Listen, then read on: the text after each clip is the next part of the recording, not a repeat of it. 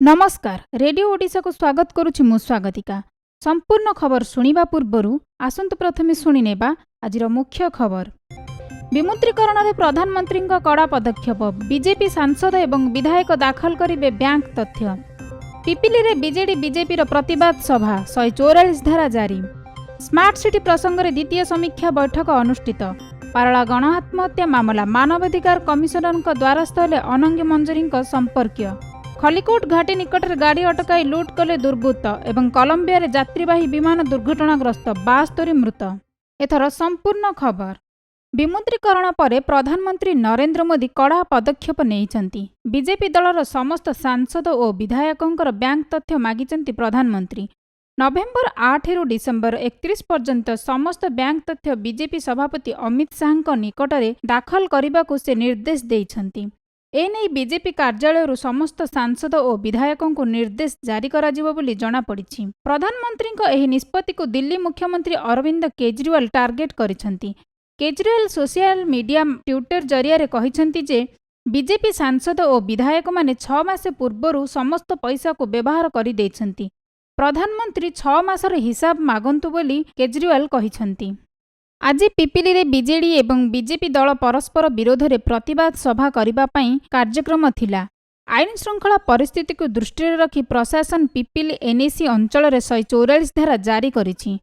सूचना अनुसार अंडामाड़ घटना को नहीं उभय दल पक्षरु आज पिपिली रे प्रतिवाद सभा आयोजन करिबार कार्यक्रम रखा जाइथिला। गत 27 तारिख अपराह्न रे बीजेपी संपादिका लेखाश्री सामंत सिंहार जागरण समावेश रे जोगदेई फेरुथिबा समय रे तांको गाड़ी उपर को अंडामाड़ करा जाइथिला। तेणु बीजेपी महिला मोर्चा एहार प्रतिवाद रे आज प्रतिवाद सभार आयोजन करिथिला।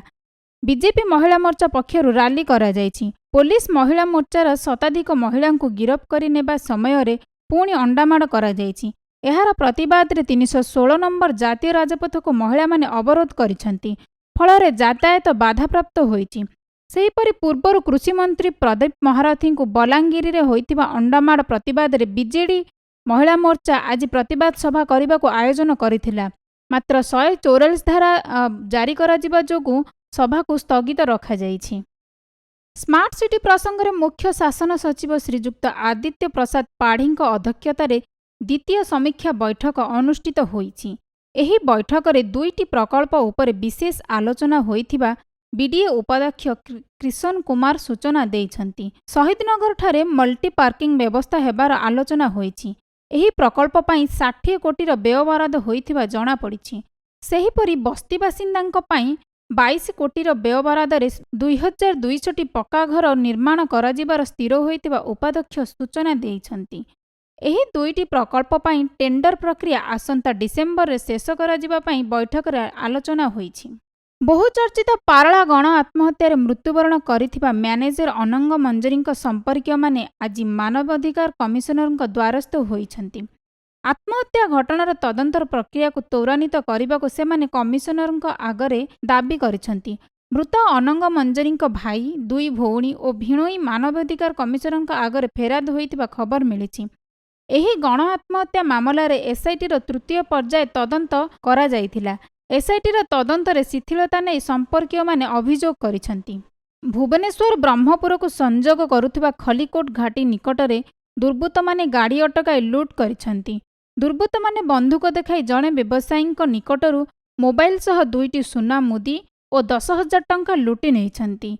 मिलिथिबा सूचना अनुसार गतकाली विलंबित राति रे भुवनेश्वर ब्रह्मपुर को फेरुथिबा बेले व्यवसायी रूपेश पात्रंक ठारू दुर्बृत्त माने लुट करिथिबा से अभियोग करिछंती। आज ब्राजिल जाउथिबा एक यात्रीवाही विमान कोलंबिया रे दुर्घटनाग्रस्त होइछि। विमानर कर्मचारी को मिसाई मोट 81 जन यात्री थिबा सूचना मिलिछि। विमान दुर्घटना रे वर्तमान सुधा 72 जनकर मृत्यु होइथिबा जणा पड़िछि। तेबे अधिकांश फुटबॉल खेलाड़ी थिले बोली सूचना मिलिछि। एही दुर्घटनारू 6 जन आश्चर्यजनक भावे वर्ती जाइछंती। खबर शेष करबा पूर्वरु आसंतु पुणी थरे सुनि नेबा आजिर मुख्य खबर। विमुद्रीकरण में प्रधानमंत्री कड़ा पदक्षेप, बीजेपी सांसद एवं विधायक दाखल करिवे बैंक तथ्य। पिपिली रे बीजेडी बीजेपी प्रतिवाद सभा, 144 धारा जारी। स्मार्ट सिटी प्रसंग में द्वितीय समीक्षा बैठक अनुष्ठित। ପାରଳା ଗଣ ଆତ୍ମହତ୍ୟା ମାମଲା ମାନବାଧିକାର କମିଶନରଙ୍କ ଦ୍ୱାରସ୍ଥ ହେଲେ ଅନଙ୍ଗ ମଞ୍ଜରୀଙ୍କ ସମ୍ପର୍କୀୟ।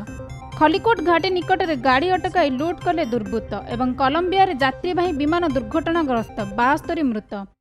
ଶେଷ ହେଲା ରେଡିଓ ଓଡ଼ିଶା ଖବର। ଅଧିକ ଖବର ପାଇଁ ଲଗ୍ଇନ୍ କରନ୍ତୁ ଆମର ୱେବସାଇଟ୍ www.radioodisha.com। ନମସ୍କାର।